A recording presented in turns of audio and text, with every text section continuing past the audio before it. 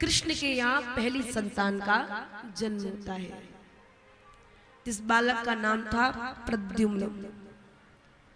प्रद्युम्न जी महाराज को एक सम्रासुर नाम का राक्षस था।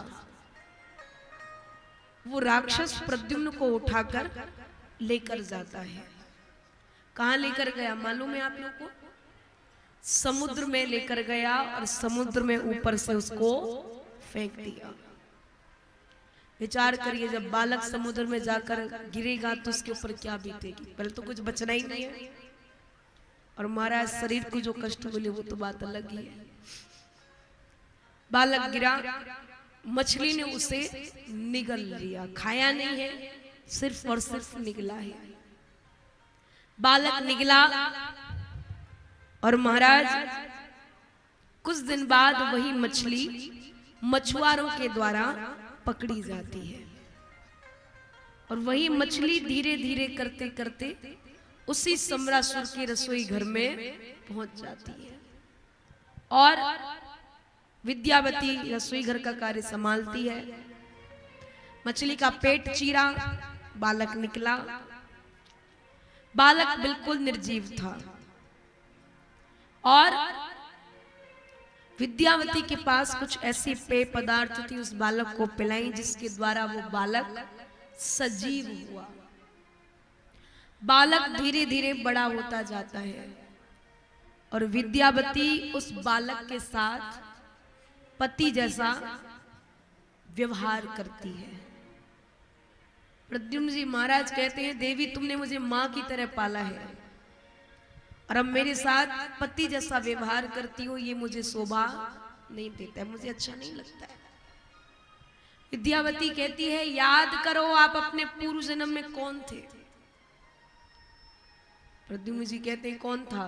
बोले, आप अपने पूर्व जन्म में कामदेव थे, और मैं आपकी पत्नी रति थी। आपने भगवान शिव की तपस्या में बाधा डाली, और उनका तीसरा नेत्र खुला तो आप जलकर भस्म हो गए थे। जब शिव तीसर नयन उघारा, चितवत काम भयउ जर छारा। मैं रोती रोती भगवान भोलेनाथ से प्रार्थना करने लगी, तो भोलेनाथ ने मुझे वरदान दिया, जब यदुवंश कृष्ण अवतारा, होइए हरण महामही भारा। कृष्ण तने होइए पति तोरा, बचन अन्यथा होए न मोरा। भगवान कृष्ण का जो पुत्र होगा ना, वही तुम्हारा पति होगा। इसलिए मुझे याद है आप मेरे पति हो। भोलेनाथ का मुझे वरदान मिला है। एक प्रसंग और भी आता है। सुखदेव प्रभु बताते हैं, कामदेव कृष्ण का पुत्र क्यों बना, इसका भी एक कारण है। एक बार कृष्ण अपनी वृंदावन में सुंदर रास लीला करने की तैयारियों में लगे हुए हैं। इधर कामदेव अपने मित्र बसंत के साथ भ्रमण कर रहा है। कामदेव के हाथ में महाराज खुजली मच रही है। नारद जी के पास गया, नारद जी मेरे हाथों में बहुत जोर से खुजली मच रही है। नारद जी ने कहा, तो भैया एक काम कर, रानीगंज चला जा, और वहां गौशाला है, गौशाला में जाकर गैया मैया का गोबर अपने हाथों में घिस लेना, खुजली दूर हो जाएगी। कामदेव बोला, बोले वो चर्म रोग वाली खुजली नहीं, युद्ध लड़ाई करने वाली खुजली मच रही है। नारद जी ने कहा, तो किसके साथ करेगा? कामदेव बोला, तुम्हारे साथ। नारद जी बोले, भैया माफ करना, मैं तेरे जैसा योद्धा नहीं हूं, और न तेरे साथ मैं दो दो हाथ कर पाऊंगा। मैं तो फक्कड़ बाबा हूं, केवल भजन कीर्तन करना आता है, ये युद्ध वुद्ध करना नहीं आता है। एक काम कर, अगर युद्ध ही करना है तो चला जा वृंदावन, और वहां मेरे कन्हैया यमुना किनारे बंसी बजा रहे होंगे, और उनसे जाकर के ना युद्ध करना है, कर लेंगे युद्ध तेरे साथ। कामदेव कहता है, वो माखन खाने वाला, गैया चराने वाला, मुरली बजाने वाला मेरे साथ युद्ध करेगा? कामदेव बोला, बालक पुनि वनवासी वह रहत पसुन के संग, और संगत ग्वाल गवार की कहा जाने रस। नारद जी ने कहा, एक बार झाके तो देख, अगर तू वहां गया तेरी जन्म जन्म की खुजली ना मिट जाए तो कहना। कामदेव कहने लगा बोले उन्होंने युद्ध नहीं किया तो फिर तुम्हारे साथ आकर करूंगा। नारद जी ने कहा वहां से बचकर आएगा तो मेरे साथ करेगा ना, जा तो सही है एक बार। जो उसकी शरण में जाता है ना उसकी टिकट कंफर्म ही होती है, बेटिंग वेटिंग का कोई चक्कर नहीं है, जा एक बार पहुंच तो सही वहां। कामदेव गया, कृष्ण प्रणाम करता हूं। कृष्ण कहते मैं भी आपको प्रणाम करता हूं। कहिए, बोले युद्ध करना है। कृष्ण कहते हैं भैया कामदेव मुझे तो तुम माफ करो, मैं तुम्हारे साथ युद्ध करने वाला योद्धा नहीं हूं। माखन चराता हूं, गैया प्रेम से इनको भाव से कुछ ना कुछ अर्पण कराने के लिए वन वन में डोलता हूं। माखन में खुद खाता हूं, ग्वाल वालों को खिलाता हूं, मोर बंदर गैयाओं को भी खिला देता हूं। ना तो मुझे युद्ध करना आता, ना मैंने कभी युद्ध किया। एक काम करो, मुझे तो तुम माफ करो, यहां से आगे पधारो।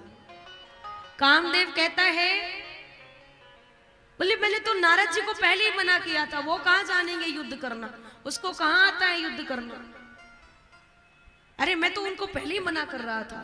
कृष्ण कहते ठहरो ठहरो, रुको रुको, तो तुमको नारद जी ने भेजा है? बोले हाँ नारद जी ने भेजा है।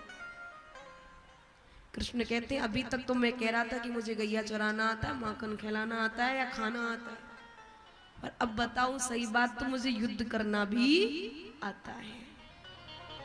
क्यों आता है? बोले तुम्हारे ऊपर एक संत की कृपा हुई है, और जब संत कृपा कर दे तो फिर मुझे भी कृपा करनी पड़ती है। बोले राधे राधे, बोल भक्तवत्सल भगवान की जय हो। जब संत कृपा हो जाए तो इतना समझ लेना कि प्रभु की कृपा भी होने वाली है।